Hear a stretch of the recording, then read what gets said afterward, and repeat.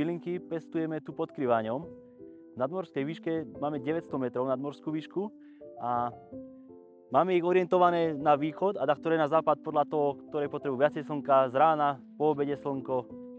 To je všetko taká technológia, alchymia tých byliniek. Zbierajú to tetušky s láskou a potom sa to šetrne suší, aby to bolo tak, ako má byť.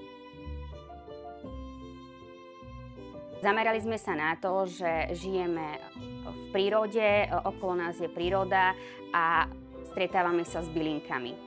Preto sme tieto dva elementy spojili a teda vznikla špeciálna interná rada, ktorá je spojená s prírodou. Je postavená na kvalite výrobkov a špecifikácii účinku bylín, kde chceme klientovi priniesť exkluzivitu vo výrobkoch.